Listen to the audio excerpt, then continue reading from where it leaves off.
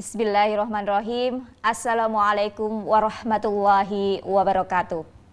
Alhamdulillahilladzi hadana lihadza wa ma kunna linahtadiya laula an hadanallah. Asyhadu an la ilaha illallah wahdahu la syarikalah wa asyhadu anna Muhammadan abduhu wa rasuluhu la nabiyya ba'dah. Pemirsa TV-mu yang berbahagia, alhamdulillah di sore hari ini kita berjumpa lagi dalam kajian Ramadan di rumah bersama MCCC dan Lazismu. Dalam kajian Ramadan kali ini kita akan mengambil tema tentang peluang UMKM dalam kondisi pandemi COVID-19. Sebagaimana kita tahu, masa pandemi COVID-19 tidak hanya berdampak dalam sosial kemasyarakatan saja, namun dalam geliat ekonomi sangat terasa dampaknya.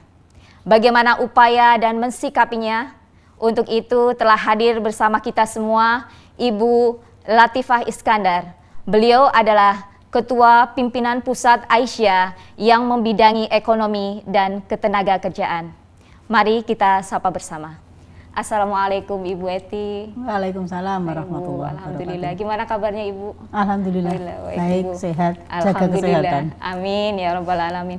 Baik Ibu, insya Allah selama 1 jam ke depan kita akan mengajak pemirsa TV-mu dalam diskusi interaktif selama 1 jam ini dengan tema peluang UMKM dalam masa pandemi COVID-19 ini. Maka nanti kita akan mengajak melalui telepon interaktif di nomor 0852 2507 9119. Baik Ibu, terkait dengan kondisi saat ini, bagaimana menurut pemaparan Ibu dengan kondisi realitas yang ada?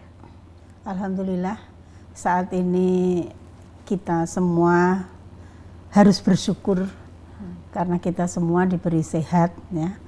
Kita diberi kekuatan untuk bisa menghadapi kondisi istilahnya pandemi COVID-19 yang tentunya ini dirasakan oleh umat manusia sedunia, tidak hanya di Indonesia saja. Tentunya kita harus selalu bersyukur dan ikhlas menerima apa yang kita hadapi saat ini.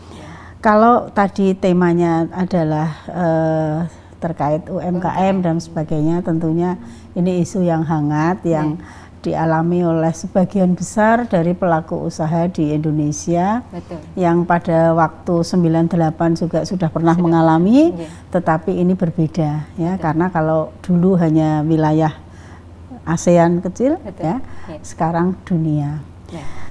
Kalau boleh saya akan memulai dari kondisi yang kita tahu semua. Yang pertama, kita ikut bersedih karena banyak korban, ya, banyak yang meninggal dan angkanya cukup meningkat terus. Ini memprihatinkan kita semua. Jadi kita harus membangun terus rasa empati kita, ya, bagaimana membangun solidaritas, ta'awun bersama-sama yang kemarin juga menjadi isu utama gerakan Aisyah. Yang kedua, kondisi yang kita alami bersama-sama yaitu stay at home yang terkenal gitu. Betul, ya. Semua orang mengatakan diam di rumah atau stay at home. Memang semua diam di rumah, ya. Dan hasil penelitian terakhir saya baca 80% masyarakat Indonesia itu stay at home, ini hasil penelitian.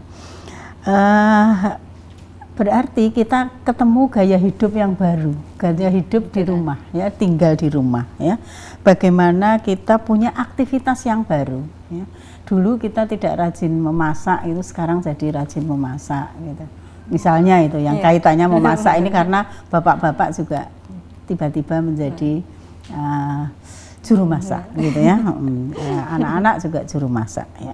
Yang lainnya ada social distancing, kita harus berjarak, ya, tidak berdekat-dekatan, tidak bersalaman. Ini merubah gaya hidup kita. Jadi diam di rumah dengan gaya hidup yang baru.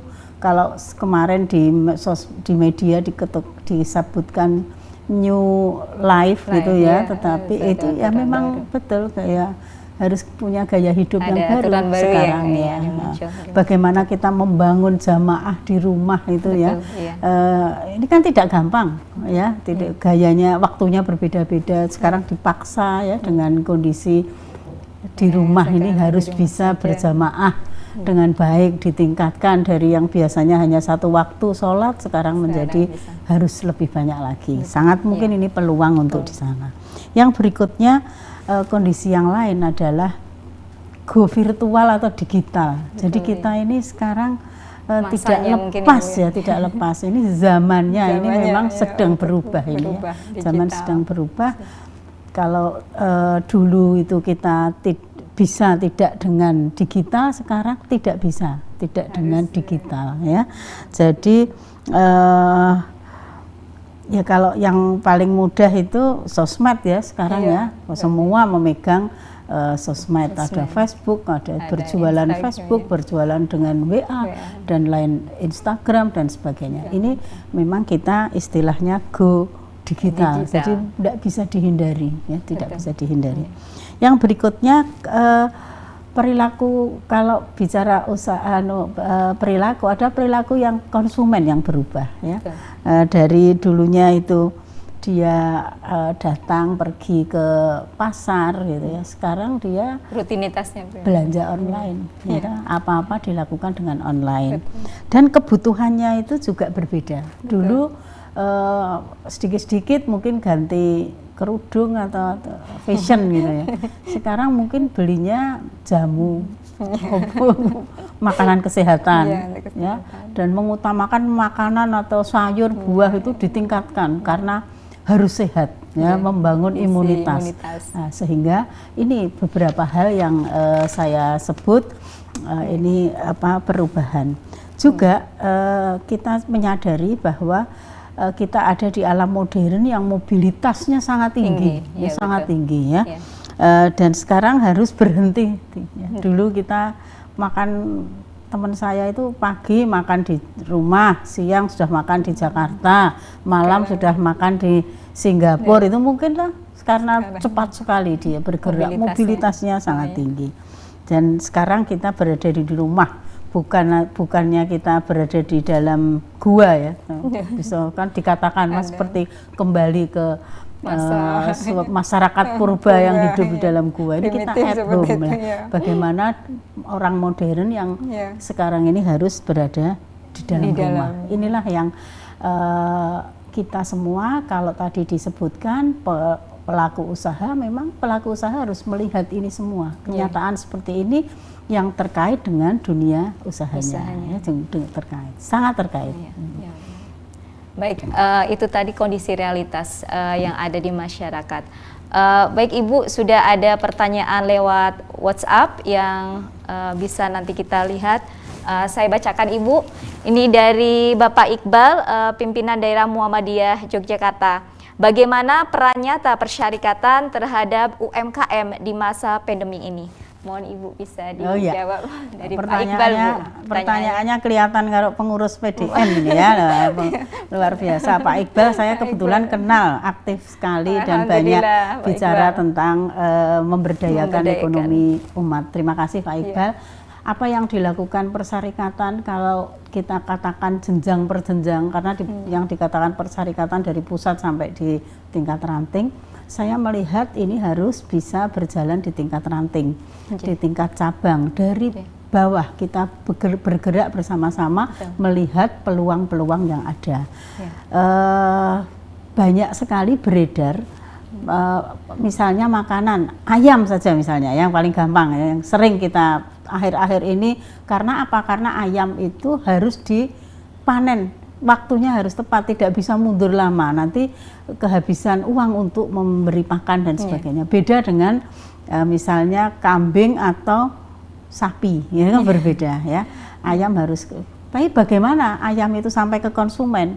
Nah, mudah-mudahan di tingkat cabang, ranting, ini ada produsen yang bagaimana sampai ke konsumen, perlu media. Nah, disinilah peran teman-teman di cabang dan ranting membuat titik-titik distribusi. Saya lihat di teman-teman di DIY sudah banyak yang melakukan seperti ini berbasis WA. Ada beberapa titik yang ibu-ibu Aisyah khususnya ya, yang saya lihat jual sayuran misalnya, jual telur. Ya, telur itu kan riskan. Bagaimana kalau mau digosen risiko pecah dan sebagainya. Maka titik-titik distribusi ini harus bisa tumbuh di era COVID ini. Malah ada hikmahnya, kita jadi memetakan, oh di ranting siapa, di ranting mana yang siap untuk dan secara nasional mungkin kita harus bersama-sama memfasilitasi bagaimana untuk menjadi pengusaha berbasis online. Ini dengan sekarang kan webinar banyak sekali dan sebagainya, dan insya Allah itu bermanfaat sekali untuk meningkatkan kapasitas kita menghadapi situasi yang berbeda ya, karena sekarang orang butuhnya kebutuhan pokok. Dulu orang pergi ke pasar, sekarang orang takut ke pasar misalnya, walaupun ke pasar masih ramai tapi sebentar-sebentar itu ya. Itu yang mungkin Pak Iqbal juga punya pengalaman banyak dengan kota ya, di PDM kota ya tadi ya. Iya, PDM kota Jogja. Saya yakin di PDM yang lain ini harus bisa menggerakkan cabang dan ranting. Cabang dan ranting. Baik, demikian tadi jawaban untuk Pak Iqbal. Semoga bisa diterima dengan baik Bapak. Baik, kepada seluruh pemirsa TV-mu, sejenak kita akan kembali setelah jeda pesan berikut ini.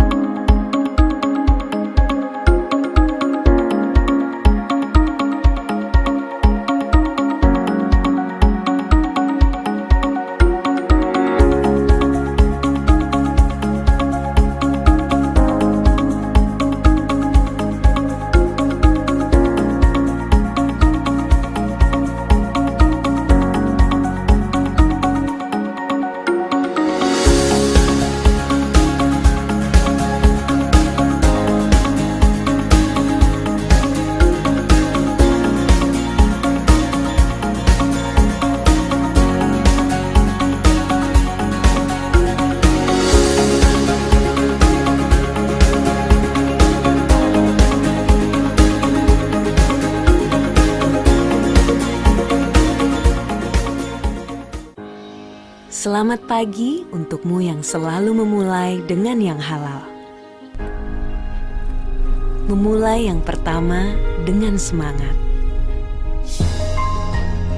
Memulai menyebarkan inspirasi. Kecantikan sejati dimulai dari inovasi tanpa henti. Kebaikan dimulai dari yang halal. Wardah halal dari awal.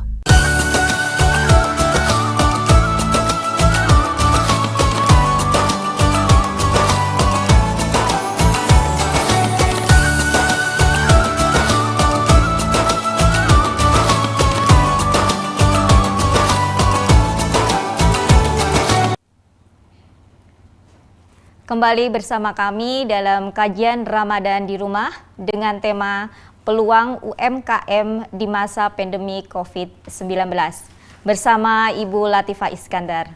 Baik Ibu, melanjutkan dari sesi pertama tadi, lantas bagaimana Bu dampak yang dirasakan ya Bu UMKM saat ini begitu terasa sekali, dan apa yang bisa untuk digeliatkan kembali? Ya. Monggo Ibu. UMKM sebagai pelaku ekonomi nasional saat ini memang mengalami kendala yang boleh dikatakan luar biasa ya.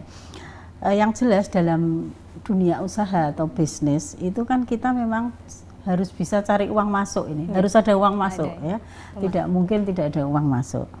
Bagaimana kondisi krisis ini UMKM harus bisa mendapatkan uang masuk dan hati-hati pada saat mengeluarkan uang. Ini agak apa namanya harus ketat gitu ya. Serupiah dua rupiah itu harus hati-hati di era krisis.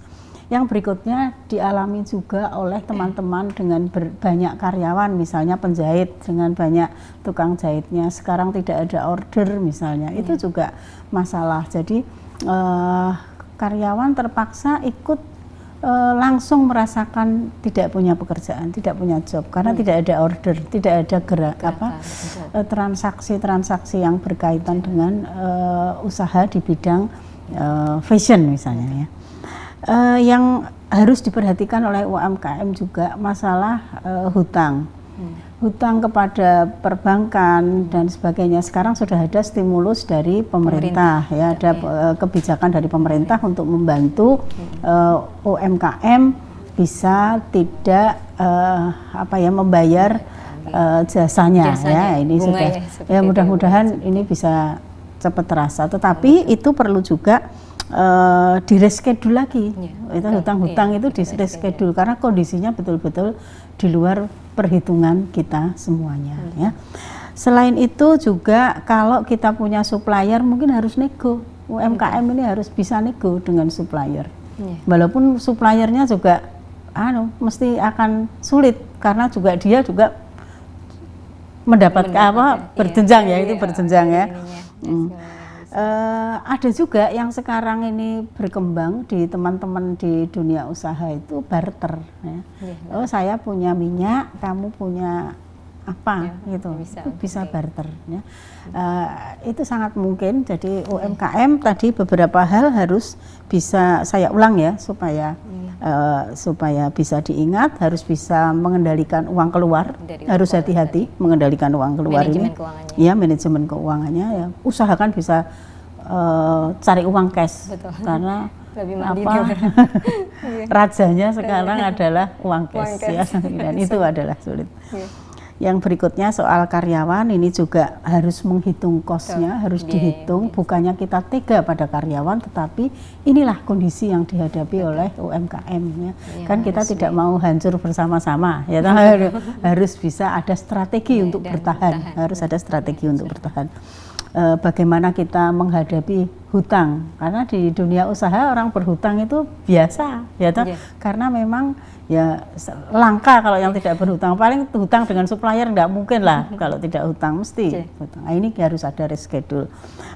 Bagaimana dengan supplier juga dia harus tempo. Jadi UMKM belajar bernegosiasi bagaimana untuk bisa meringankan apa yang menjadi beban yang muncul dengan tiba-tiba pada saat krisis. Dan ada transaksi tadi ya, non cash tadi, transaksi non cash yang bisa saya sebut barter. Baik Ibu, kembali saya akan membacakan ada pertanyaan lewat WhatsApp dari Bapak Adnan di Lampung. Pertanyaannya, adakah pandangan dari pimpinan Pusat Muhammadiyah tentang program pemberdayaan ekonomi umat, misal dengan modal minim atau khususnya bagi warga Muhammadiyah saat mungkin dunia bank masih melesu karena krisis finansial? Bagaimana Ibu ini kebijakan pimpinan Pusat Muhammadiyah? Mungkin program atau kebijakan? Mungkin maksudnya Majelis Ekonomi Pimpinan Pusat Muhammadiyah ya, dan juga Aisyah ini karena saya juga ada di dua-duanya, tetapi di Aisyah yang utamanya. Sebetulnya dalam dunia usaha modal itu tidak semata-mata uang. Modal uang iya, tetapi tidak semata-mata modal itu uang. Kasus COVID ini, saat COVID ini banyak kasus teman-teman yang tidak punya uang tetapi punya jaringan. Jadi kekuatan silaturahmi ini luar biasa. Ini ya kita tidak bicara yang skala besar yang harus dengan investasi dari perbankan ya. Tetapi bertahan ini ya, UMKM bertahan ini bagaimana? Di sekitar rumah saya misalnya itu ada komunitas ya. Komunitas kita dorong, ayo kita berkomunitas berjualan. Ternyata mereka nggak punya uang, nggak harus punya uang, karena ada yang misalnya ada yang punya barang tetapi dia terbatas, tidak punya kemampuan untuk WA gitu ya, atau sosmed untuk menjual barangnya melalui digital ya. Ada kasus juga di malah teman-teman Tapak Suci itu di Jogja itu membantu pengusaha makanan pastel itu yang udah tua setiap hari digemari itu pastelnya.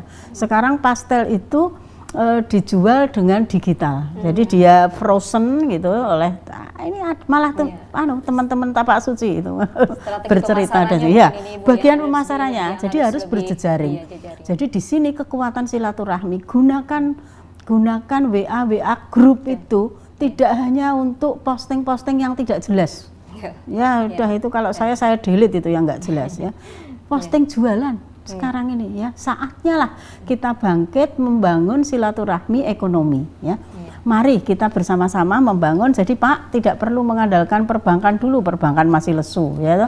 Kita silaturahmi di antara kita, masih banyak orang Muhammadiyah yang punya uang ya. Kita minta, dan bagaimana berasnya, bagaimana telurnya, bagaimana sayurannya itu melingkar di antara teman-teman sendiri itu bisa. Insya Allah itu sedikit banyak akan bisa menghasilkan. Baik Ibu, ada penanya berikutnya. Tadi semoga untuk pertanyaan Pak Adnan dari Lampung dapat diterima dengan baik. Pertanyaan berikutnya dari Ibu Umi di Lombok. Pertanyaannya, UMKM merupakan salah satu sektor yang terdampak pada pandemi ini. Bagaimana menyiasati dan strategi untuk bertahan bagi UMKM di era situasi seperti ini? Seperti apa, Bu? Oke. Mungkin saya rencananya masih nanti di tengah ya akan cerita itu. Akan sampai ke sana. Apa tahu peluang usaha yang bisa dilakukan di era pandemi? Pertama, makanan halal ya. Saat ini masyarakat itu takut makan yang sembarangan ya. Apalagi yang tidak halal, takut. Karena apa? Karena semua ingin sehat dengan makanan halal. Tidak hanya makanan aja, sekarang ditambah makanan halal. Jadi itu ngetren sekarang itu. Alhamdulillah. Yang berikutnya cleaning service ya. Orang kepingin bersih semuanya. Karena sekarang orang takut kotor ya.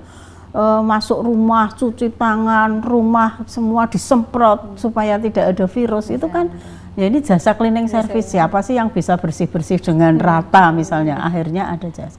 Bahkan kosmetika Wardah itu kan membuat apa itu sanitizer ya. Ini kan dulunya nggak bikin dia karena cepat ngerti kebutuhan konsumen, menyesuaikan kondisi ya. UMKM bisa berjejaring dengan perusahaan-perusahaan besar ini yang menguasai pasar di bawah itu sebetulnya teman-teman ya, teman-teman di tingkat akar rumput. Cuma memang kita keterbatasan di etosnya masih kurang. Mari kita tingkatkan di kesempatan ini dan tidak harus merasa bahwa UMKM akan gulung tikar gitu ya. Kalau terkena dampak, ya jelas. Bagaimana pada saat kita sekarang mengalami terkena dampak ya. Saya pelaku usaha juga.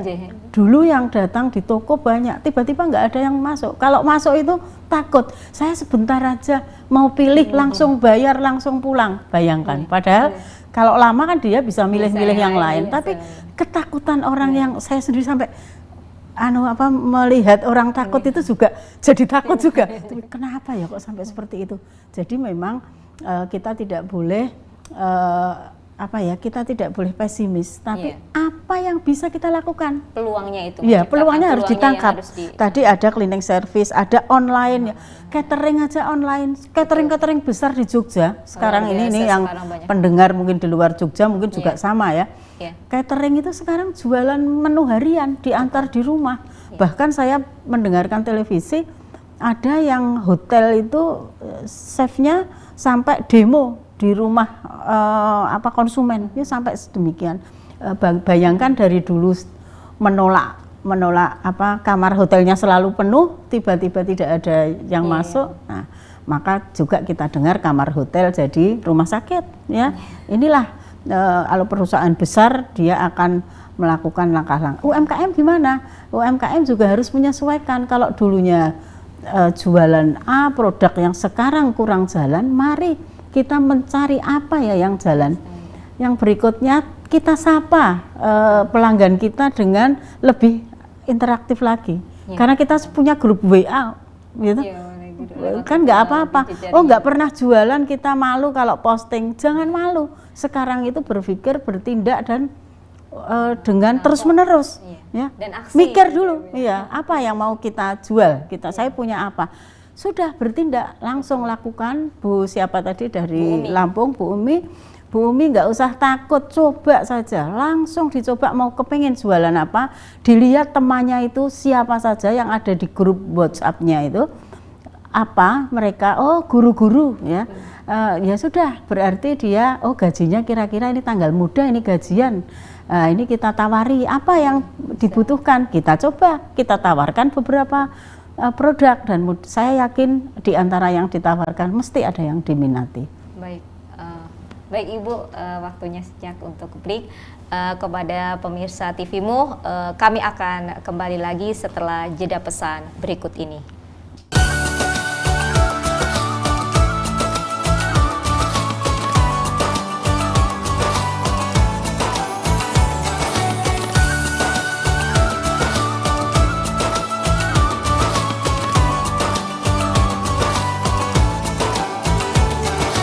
Batik nasional Muhammadiyah sudah menjadi kebanggaan bagi setiap warga Muhammadiyah. Bahkan, pimpinan pusat Muhammadiyah secara resmi menggunakan batik nasional untuk pertemuan nasional maupun internasional. Dua kader Muhammadiyah, Iqbal dan Sarah, peraih medali emas di kejuaraan pencaksilat Asian Games, menjadi bagian ikon brand ambasador batik nasional Muhammadiyah. Kami bangga berbatik nasional Muhammadiyah. Untuk pemesanan lebih lanjut, hubungi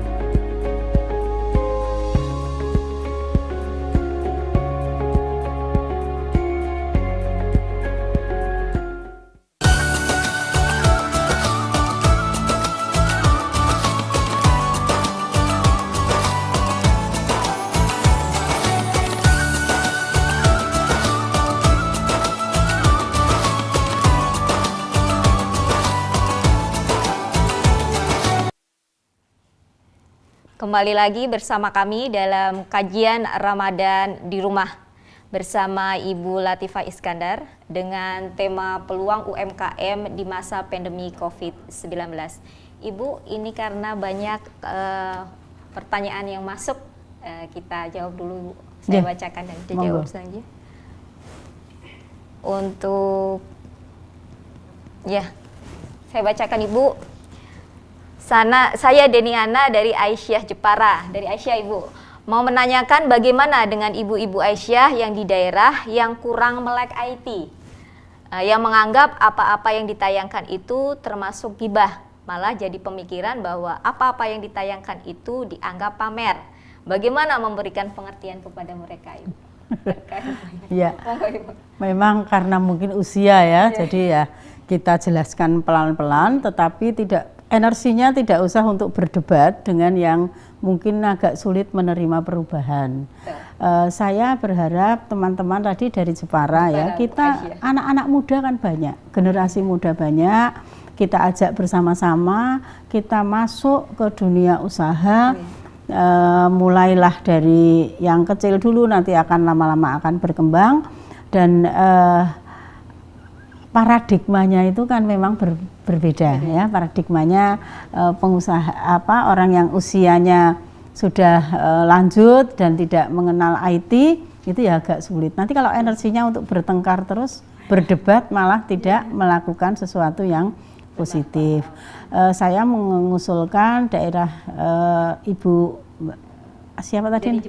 Dari Jepara tadi. Deni dari Jepara, Aisyah Jepara, mari bersama-sama bangun komunitas angkatan muda untuk sekolah wirausaha Aisyah ya, yang sudah dilakukan oleh di banyak tempat, beberapa daerah, dan mudah-mudahan di Jepara segera lahir, tidak peduli ada COVID, malah kita bisa dengan online. Saya dengar di banyak tempat semua rapatnya sudah online, walaupun tingkatnya tingkat cabang sudah, kita sedang rapat online. Wah, alhamdulillah. Jadi belanja pun juga bisa online, melihat peta kebutuhan masyarakat kita, teman-teman kita. Selama ini kan kita itu dilayani oleh maaf ya, kalau yang melayani perusahaan besar semua tuh, Mbak.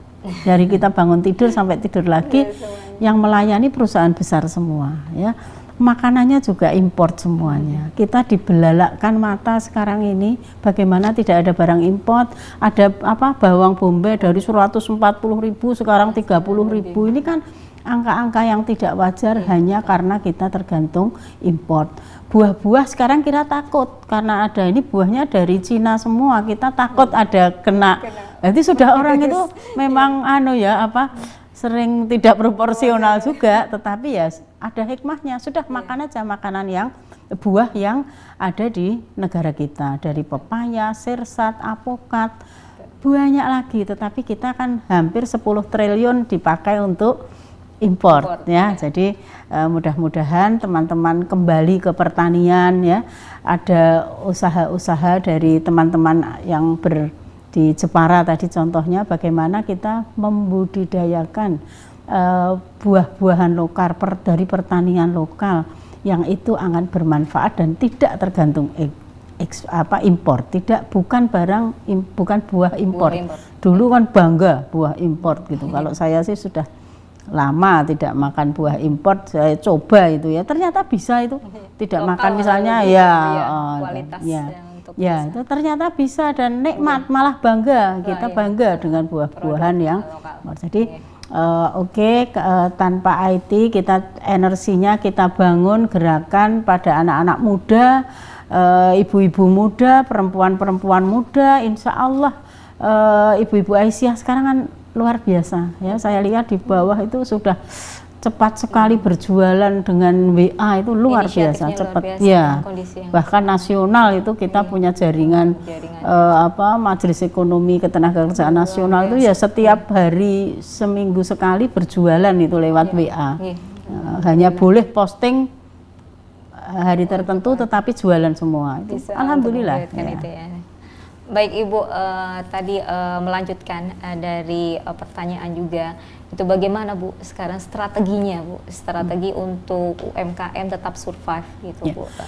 Saya dengar teman-teman angkatan muda ada NA juga barusan membahas e-commerce ya. Alhamdulillah itu strategi yang bagus untuk bisa menjawab kebutuhan yang ada ya. Dan itu tidak bisa ditunda ya, tidak bisa ditunda. Yang berikutnya kita juga usahakan berawal dari produk ya. Dari produknya apa dulu yang ingin kita pasarkan secara nasional atau secara lokal ya, gampang lokal dululah yang mungkin gampang. Menguasai distribusi beras saja, sembako saja, mikir jualan sembako. Selama ini kan maaf ya, tidak ada yang concern di situ, cari pengusaha Muhammadiyah distributor sembako gitu ya, nggak banyak, belum banyak ya.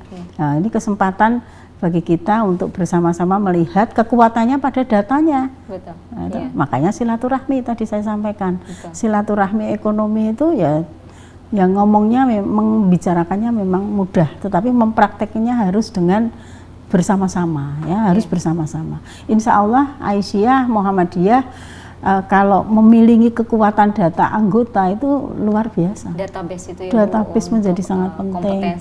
Tahu dia akan tahu kebutuhannya itu apa ya.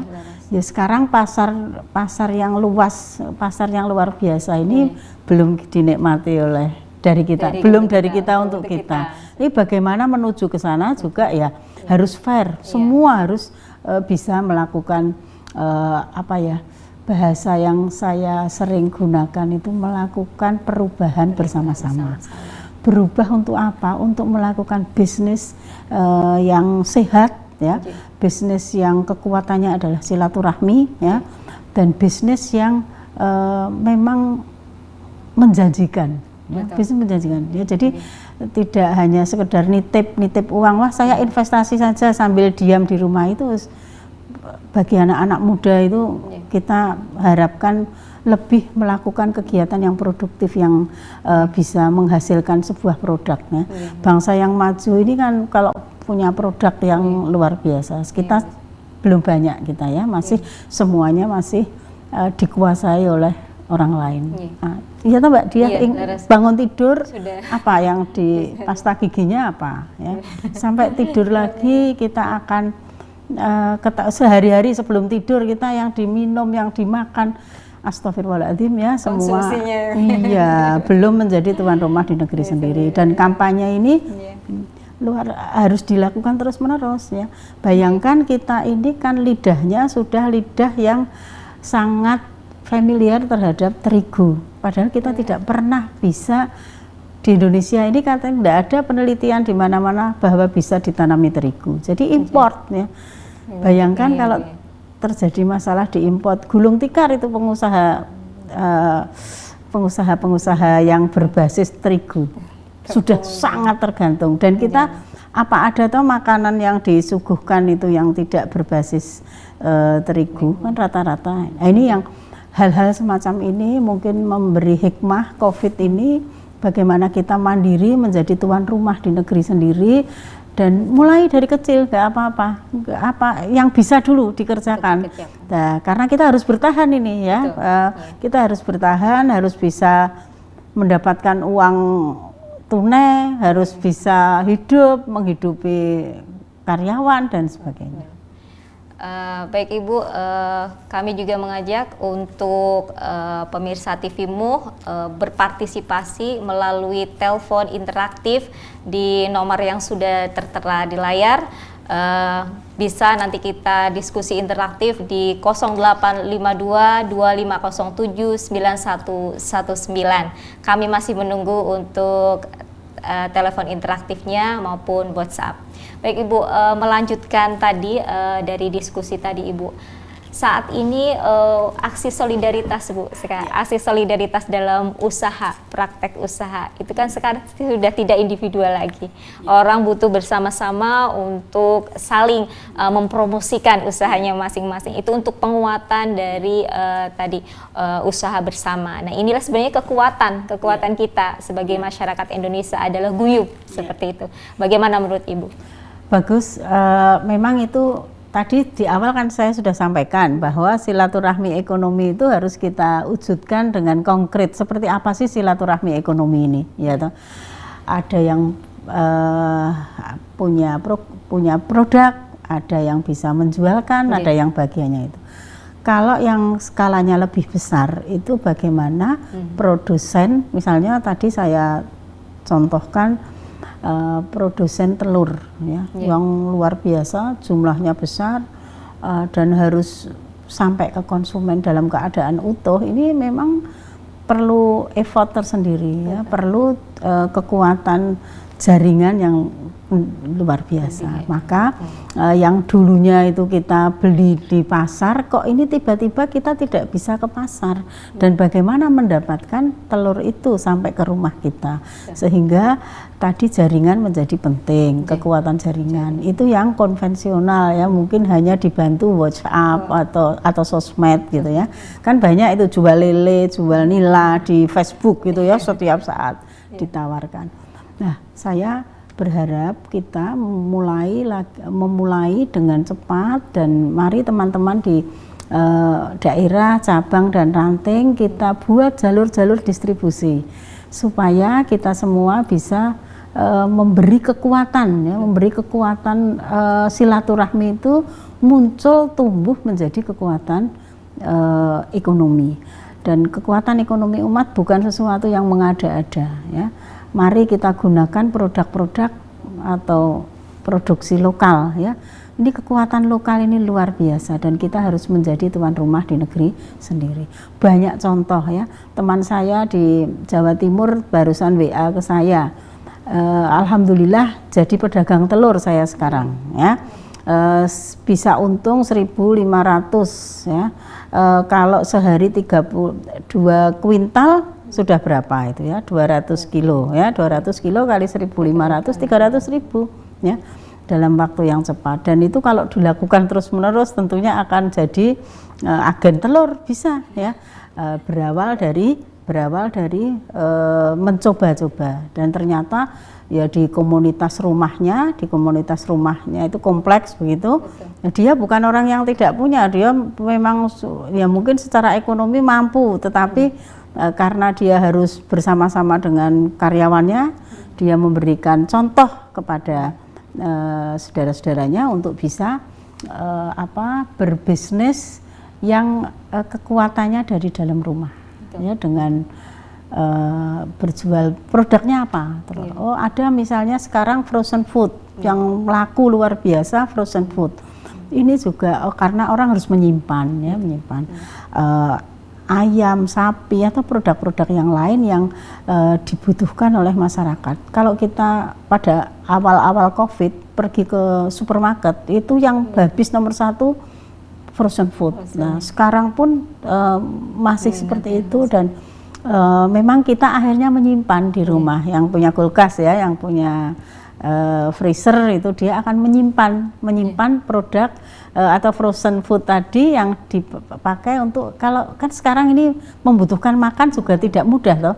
Nah, bosen gitu ya, harus ganti-ganti, sehingga frozen food menjadi salah satu alternatif. Dan ini peluang usaha yang luar biasa, bisa dilakukan oleh teman-teman semua di rumah-rumah ya, dengan modal freezer juga tidak mahal harganya, masih bisa lah dipakai untuk bisa menjual frozen food. Ada juga tadi yang sudah saya singgung di awal, kita punya jasa, menjual jasa makanan, jasa catering ya. Kita memudahkan kok sekarang ini, mudah sekali dengan digital tadi. Dan insya Allah ini silaturahmi yang luar biasa. Jadi jamaah satu pengajian, ada yang menangis dengan saya, ini saya gimana, anak saya ini 3, saya tidak, suami saya sudah, saya single single parent ya. Anak saya 3, saya sekarang punyanya jualan ini gitu. Nggak usah menjual kesedihannya itu, saya bilang. Mari kita sama-sama berjual. Anda jual apa? Saya punya berambang, saya punya bawang, saya punya ayam goreng. Oke, mana yang hari ini saya butuh bawang. Nyatanya dia sebetulnya ternyata setelah saya teliti dia nggak punya barang, hanya dia punya dari postingan teman-temannya. Ternyata itu bisa dilakukan kalau niatnya dia memang sudah niat jualan. Insya Allah bisa lah. Kalau tidak punya niat jualan juga tidak bisa. Baik, jadi Ibu. itu. Iya. Ya. Terima kasih Ibu Latifah. Ibu, kita akan break sejenak Ibu. Pemirsa TVMU, kembali nanti kami akan kembali di kajian Ramadan di rumah sesaat setelah jeda berikut.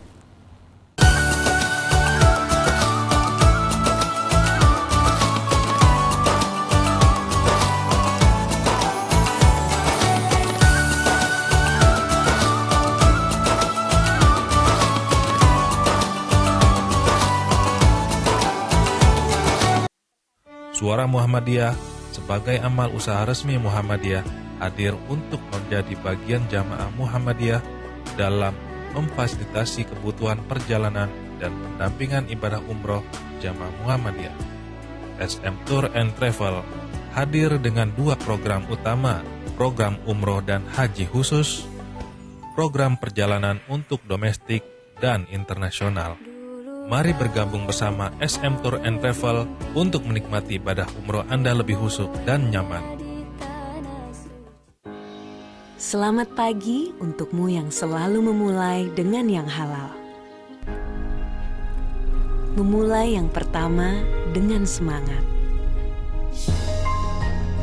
Memulai menyebarkan inspirasi.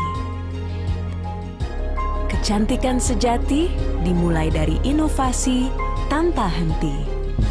Kebaikan dimulai dari yang halal. Wardah halal dari awal.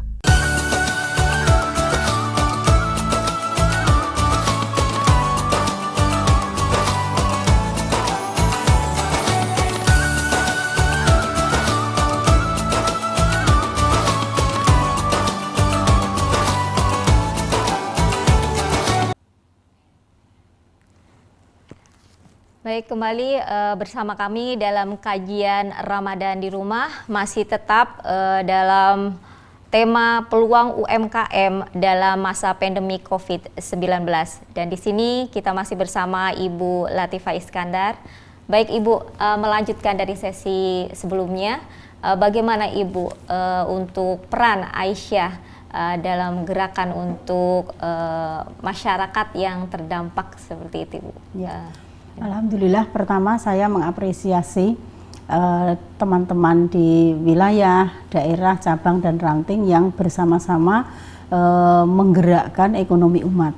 Alhamdulillah, kita punya Majelis Ekonomi Pimpinan Pusat Aisyah menginstruksikan kepada teman-teman di daerah cabang dan ranting untuk bisa membangun lumbung hidup, ya.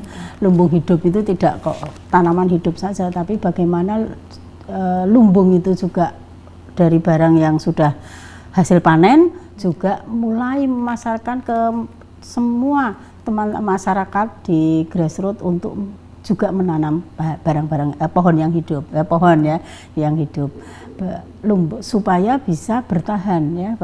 Kita beri contoh bagaimana menanam waluh, bagaimana beternak lele, bagaimana beternak ikan, ya, dan sebagainya dalam juklak-juklaknya, dan alhamdulillah direspon oleh teman-teman, dan saya berterima kasih melalui kesempatan ini pada teman-teman Aisyah yang tidak henti-hentinya menggerakkan ekonomi umat.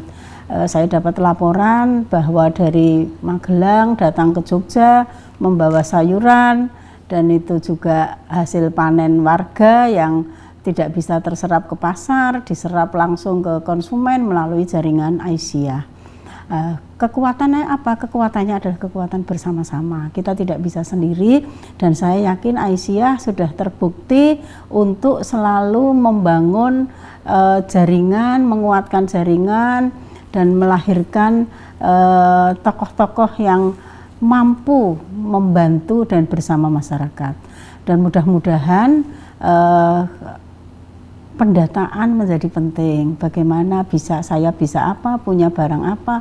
Kalau dulu hanya sepintas begitu, saya berharap ini dikuatkan lagi, dibuat lebih teratur dan sistematis. Saya yakin hikmahnya banyak COVID ini. Kondisi COVID ini akan membuat kita semakin erat dari jaringan pusat sampai ke ranting. Alhamdulillah, kreativitas teman-teman yang bergerak di bidang fashion juga luar biasa, memproduksi masker dengan bermacam-macam bahan dan model, karena new life ini orang akan pakai masker. Mungkin setahun ini kita pakai masker terus mungkin, ya. Kayaknya kalau menurut berita-berita kesehatan kita akan memakai masker terus. Orang bosan pakai masker yang biasa. Teman-teman banyak melahirkan masker-masker yang diminati oleh konsumen, karena memang besok beberapa bulan ke depan, 4 bulan ke depan, mungkin setahun 2020 ini kita akan memakai masker. Juga hal-hal yang lain, bagaimana menyiapkan usaha bersama yang dilakukan oleh anggota-anggota Aisyah, anggota harus bersama-sama dengan Muhammadiyah. Tadi saya ulang, mari kita bangun jaringan distribusi, dikuatkan. Insya Allah kita akan mendapatkan hasil yang cepat, ya. Saya yakin hasilnya cepat. Kalau kemarin-kemarin masih belum kelihatan kebutuhannya, sekarang kelihatan sekali kita lemah di distribusi. Mari kita tingkatkan ini, bagaimana membangun kekuatan distribusi. Saya yakin teman-teman di ranting dan cabang akan mampu dan cepat. Saya dengar nih, dapat WA dari Riau, dari Lampung, dari ini melaporkan apa aktivitasnya karena kita tanya, dan alhamdulillah gerakannya, ya memang kita belum melihat yang terstruktur, itu berproses. Insya Allah kita akan bahas terus, kita kaji bagaimana kita mengatasi dan keluar dari kondisi yang tidak normal ini. Mudah-mudahan ini hal yang sangat bersejarah bagi bangsa Indonesia, yang akan memberikan pelajaran dan memberikan edukasi pada kita semuanya bagaimana kita bisa bersilaturahmi bisnis atau silaturahmi ekonomi dan membangun ekonomi umat. Mungkin itu. Baik, kami masih mengajak kepada para pemirsa TVMU untuk bisa telepon interaktif di nomor 0852 2507 9119. Kami masih tunggu. Baik Ibu, tadi melanjutkan dari diskusi awal yang beberapa penanya sebelumnya. Penguatan itu sebenarnya tidak hanya dari individu-individu, maksudnya orang usahawan itu, tapi juga butuh sinergisitas bersama kaitannya dengan pemerintah melalui kebijakannya. Artinya dengan kebijakan yang memiliki melahirkan atau menghadirkan kebajikan itu kan untuk kemaslahatan bersama. Nah, dari menurut Ibu kondisi saat ini untuk kebijakan-kebijakan yang sudah ada di masyarakat seperti apa Ibu? Khususnya kalau pemerintah yang dengan dorongan anggaran dorongan anggaran yang ditetapkan oleh pemerintah berapa triliun, memang banyak diharapkan untuk bidang kesehatan, tapi memang masih ke bidang ekonomi. Tetapi itu pun ya kita masih melihat semua. Mungkin saya tidak akan membahas di situ karena harus dengan angka-angka yang memang itu menjadi keprihatinan kita semua, karena masalah kesehatan ini masalah utama, masalah yang harus diatasi sehingga ekonomi juga akan bisa bangkit setelah kesehatan itu teratasi. Yang lainnya yang perlu juga pemerintah itu menggerakkan bagaimana sektor-sektor agraris ini pertanian, sektor pertanian, karena kita ini negara agraris. Jadi sektor pertanian ini harus meningkat, harus dikuatkan. Tidak semua import yang kita makan ini kan yang memprihatinkan sekali.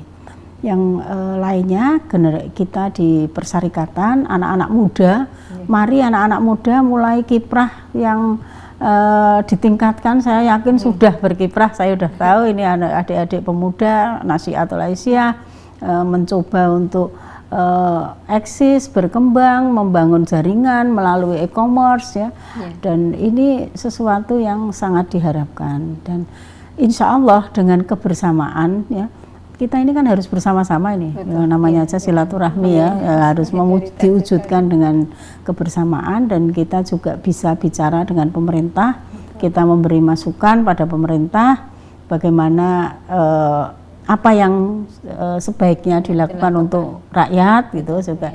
Nah, ini yang sangat penting. Saya yakin kita akan keluar dengan cepat, dan kita optimis kita harus optimis bahwa kita bisa mengatasi masalah kondisi yang luar biasa luar biasa sekali.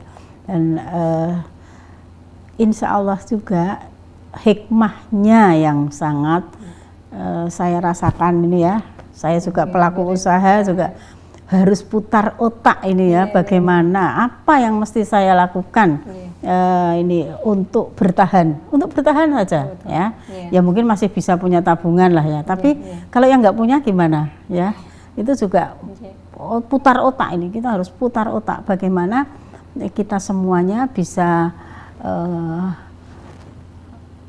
kalau sampai yang pindah profesi itu terjadi, ini akan terjadi. Dulu tidak berpikir sembako, sekarang mikirnya sembako. Yang dicari oleh masyarakat sembako, misalnya demikian. Jadi bukan mengada-ada, tetapi itu kondisi yang harus kita hadapi bersama-sama.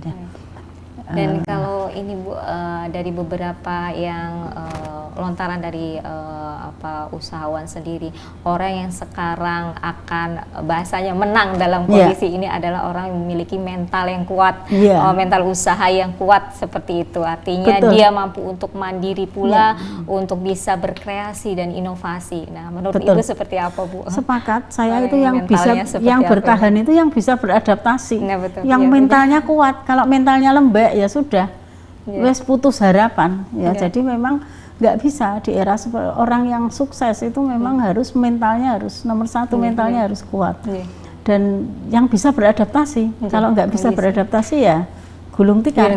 Ya, itu tadi apalagi fenomena yang bisa kreativitas, inovasi ya jelas sekarang ini kan bermacam-macam. Pengusaha ayam goreng terkenal dari luar negeri, nggak saya sebut ya namanya, saja sudah jualan sop ayam di kaki lima, ya toh. Saya baca di berita-berita taman safari itu sudah live dengan pengasuh serigala, sudah seperti itu sekarang.